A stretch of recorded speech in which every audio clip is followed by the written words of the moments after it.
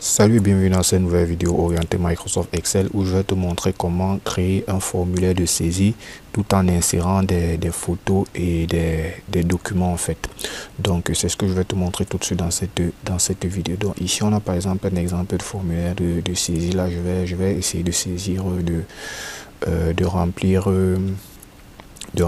les données. Je peux mettre Alain par exemple, Max. Ouais, par exemple le nom, le poste, je vais mettre expert Excel également. Ici je vais mettre n'importe quoi, demande d'accès, je vais mettre en attente. Ici je vais mettre OK. Validité, je peux décider de ne rien mettre. Maintenant je vais insérer la photo en pièce jointe. Je vais par exemple mettre cette photo-ci et je vais également insérer un document. Donc là par exemple il peut arriver qu'on ait par exemple des documents à insérer. Donc là je vais insérer un document, par exemple celui-ci. Je vais insérer un deuxième document. Je vais par exemple insérer ce document-ci et puis là je vais valider. Vous allez remarquer quoi? Vous allez remarquer que déjà ici en arrière-plan, à partir de mon formulaire, j'ai réussi à remplir cette base de données. Voilà le nouveau nom et les documents en question également, les voici. Donc j'ai d'abord la photo du nouvel employé. Je pense que c'est là. Donc voilà la photo du nouvel employé. L'employé, c'est, vous voyez cet employé ici. Et voilà également ces différents documents. Voilà les différents, non, ça c'est pour le fournisseur, pardon. Voilà les différents documents. Vous voyez là, j'ai les différents documents des employés. Ok, donc je vais vous montrer comment créer donc ce user form. Donc premièrement, ce qu'il faut dire, c'est quoi? C'est quoi un user form? Un user form, même pas un user form, pardon, un formulaire de saisie. Un formulaire de saisie, c'est tout simplement cette interface là qui te permet, cette interface graphique en fait, qui te permet de remplir les données et de pouvoir alimenter une base de données qui est dans une feuille Excel. Donc remplir les données dans des textbox ou alors des caches, comme des caches ici, et de pouvoir alimenter en arrière-plan une feuille de calcul, la base de données des feuilles de calcul dans Excel. Donc on va partir sur un fichier vide 0. On va créer un petit formulaire. Dans notre fichier, si je vais par exemple l'appeler employé, je vais par exemple appeler ce fichier employé. On va créer une petite base. Donc ici par exemple, je vais mettre le nom de l'employé. Là je vais mettre son prénom. Ici je vais mettre son âge. Et je vais par exemple mettre le poste. Donc partons sur ces 4 éléments ici: l'âge, le poste. Donc la première chose qu'on va faire, vous allez vu que j'ai déjà renommé la feuille. Donc ce qui est intéressant, vous allez mettre ça sous forme de tableau. Donc là je vais mettre ça sous forme de tableau. Mon tableau comporte des en-têtes 8. Et je peux appeler ça par exemple T employé. Par exemple, je vais appeler ça T employé. Et ce que je vais faire, je vais maintenant ouvrir T employé. Ça va me permettre de faire quoi? Ça va me permettre de pouvoir, à partir de mon user form, je vais venir remplir cette base de données automatiquement. Donc je vais créer une interface graphique. Pour ça, vous allez dans l'onglet développeur, Visual Basic. Si vous n'avez pas l'onglet développeur, vous venez ici dans votre suite Excel. Vous venez dans autre option et vous allez voir personnaliser le ruban. Personnaliser le ruban, vous venez ici, vous allez voir que l'onglet développeur ne sera pas coché. Donc là c'est décoché, vous allez le cocher puis vous appuyez sur OK, vous aurez l'onglet développeur. Donc vous allez juste dans Visual Basic et bon, ici j'ai plusieurs classeurs Excel. Donc je vais rechercher mon classeur Excel, c'est classeur 1. Vous voyez avec la feuille. Donc je vais venir ici là sur mon classeur Excel qui est classeur 1, que vous pouvez renommer bien sûr, et je vais insérer un user form. Maintenant, lorsque je vais insérer mon user form, ce user form, si je vais d'abord lui donner un nom, ici là vous avez la propriété name. Je vais mettre ça par exemple employé ou alors nouvel employé. Et lorsque vous remplissez la propriété name, c'est sans espace. Maintenant le nom ici là, je peux dire par exemple ajouter nouvel employé. Vous voyez là, c'est un peu comme le titre. Maintenant ce que je vais utiliser la boîte à outils. Dans un premier temps, je vais prendre les labels ou alors les intitulés. Ça va me permettre de mettre les noms. Donc comme ce label, si je vais par exemple mettre, je vais appeler ça le nom. Le label, en fait, ça va me permettre de renseigner les en-têtes. Vous voyez ces en-têtes-ci, les en-têtes là. Donc je vais renseigner ça sur les labels. Donc là, je vais mettre le nom, je fais un copier-coller. Je vais mettre le prénom et les autres informations. Donc j'essaye d'aligner. Je mets le caption ici, je mets le prénom. Le prénom, on a quoi? On a l'âge et le poste. Donc je vais renseigner l'âge, pardon, l'âge et enfin le poste. Une fois que j'ai rempli ceci, je vais maintenant utiliser ce qu'on appelle les textbox. Les textbox, en fait, ce sont ces zones là qui me permettent de remplir les informations. Donc premier textbox ici, je vais copier ça, je vais coller là, je vais coller, je vais copier, je vais coller, je vais faire la même chose pour le poste. Bon, je vais essayer de bien ajuster les titres. Maintenant, pour que ce soit bien ajusté, je vais aligner ça, par exemple, à droite. Voilà, je vais aligner à droite. Maintenant, ici, il faut également donner les propriétés, le nom des propriétés. Ici, là, à mes textbox. Vous voyez que là, on a textbox 1, textbox 2, textbox 3. Mais dans l'utilisation, ça peut me déranger. Donc ici, je vais appeler, par exemple, ça... Je vais appeler ça nom. Sans espace ni caractères spéciaux. Prénom. Vous voyez que c'est différent des labels, l'âge et le poste. Le poste, voilà. Donc là, j'ai le nom, j'ai le prénom, j'ai l'âge et le poste. Maintenant, il sera question de faire quoi? Il sera question maintenant de pouvoir créer un bouton pour automatiser ça.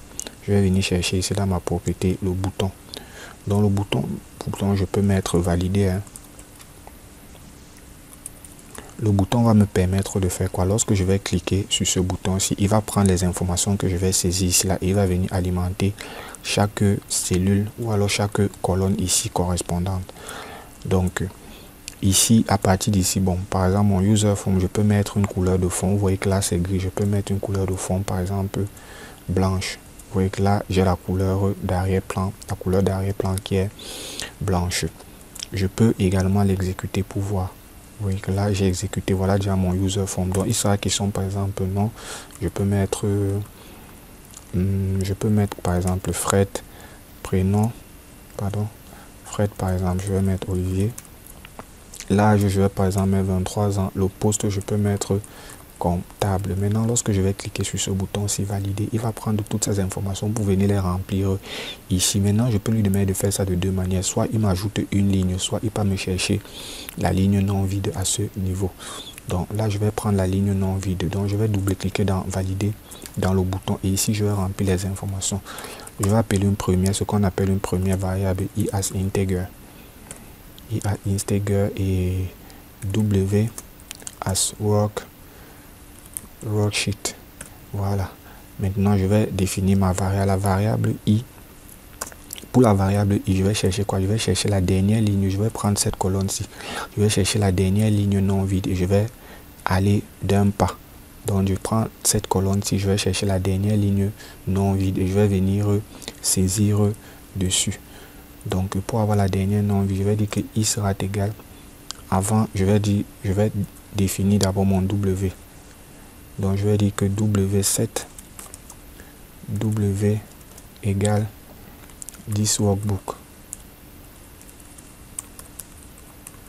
Point worksheet.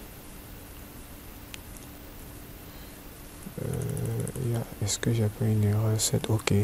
10 workbook. Point worksheet. Worksheet maintenant, je vais appeler, je pense que j'ai fait, voilà, worksheet maintenant, le worksheet, je vais appeler le nom de la feuille qui est employé, ce nom-ci. Employé. Voilà. Pourquoi est-ce qu'il me met... ok, c'est bon, j'ai oublié de mettre dim ici, là. Dim, je crois que c'est ça le souci. Dim, Oh, ok, j'ai oublié de fermer, voilà, la parenthèse, c'est bon. Maintenant, je vais dire que mon i, c'est quoi? Je vais rechercher cette dernière ligne non vide. Donc, i sera égal à mon worksheet.cells. .cells, ça sera quoi? Je vais prendre la ligne, je vais commencer par la ligne 1000, par exemple. Ligne 1000 de quelle colonne? De la colonne A. La ligne 1000 de la colonne A. Point end. Et je vais demander de remonter jusqu'à la dernière ligne non vide, XL. Hop. Point raw, puisque on est sur la ligne. Maintenant, qu'est-ce que je vais faire? Je vais commencer par quoi? Je vais commencer par ceci, mon nom. Je vais dire quoi? Je vais dire tout simplement que lorsque tu es là-bas, this workbook, ou alors tu vas me prendre WS, c'est-à-dire ceci, point cells quoi, point cells. Là, je vais prendre ma ligne, donc cette dernière ligne ici, ligne. Et maintenant là, je vais prendre quoi? La première colonne. La première colonne, c'est quoi? La colonne A. Donc ça correspond à l'index 1. Point value sera égal à quoi? Sera égal à mon nom point value. On va tester. On va tester là, je vais mettre Alain.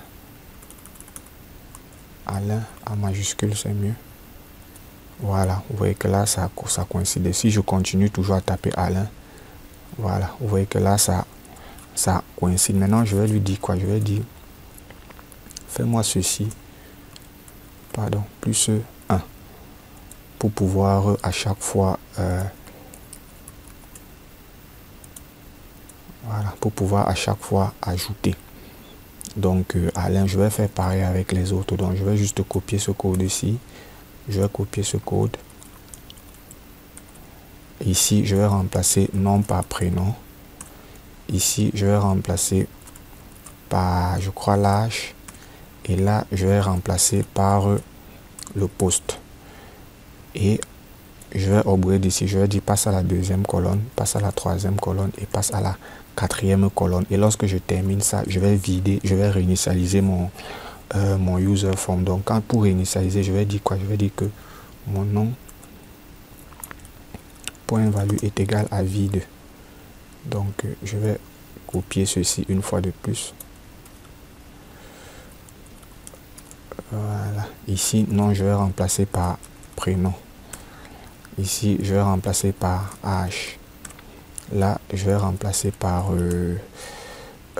on a le poste. Et à la fin maintenant, je vais mettre un message. MGBO qui veut dire opération, par exemple, et effectuer. Et puis c'est tout. Là, je vais venir initialiser mon formulaire. Ou alors ma base de données que je vais réinitialiser et je vais lancer mon formulaire. On va tester ici, par exemple, je peux mettre Marcelo, par exemple, prénom Ronaldo. Là, je vais mettre 21 ans. Le poste, je vais mettre informaticien. Ok, là, j'ai dit c'est MSG Box, pardon, MSG. J'ai dû taper MSG, mais certainement voilà. Opération effectuée. Vous voyez que ça a bel et bien pris. Là, je peux également saisir autre chose. Je vais mettre je peux mettre quel nom? Je vais mettre Edouard Alfred, âge 23, poste comptable. Et puis je vais ajouter. Voilà. Vous voyez que là, j'ai bel et bien ajouté. Donc, vous pouvez le faire ainsi de suite. Donc, ici, je vais quand même ajuster. Dans tous les cas, oui, vous pouvez le faire ainsi de suite. Donc, c'est un peu ça. Là, je viens de vous montrer comment vous pouvez créer un formulaire de saisie. Et le formulaire de saisie, n'hésitez pas, vous pouvez le personnaliser, vous pouvez changer les couleurs. Vous pouvez ajouter autant d'options que vous voulez. Donc, si vous désirez comme ça en savoir plus sur les formulaires de saisie, comment créer des formulaires de saisie dynamiques, un peu comme celui-ci, en intégrant par exemple les bases de données avec les photos, les zones de recherche comme celui-ci. Là, vous avez par exemple une zone de recherche.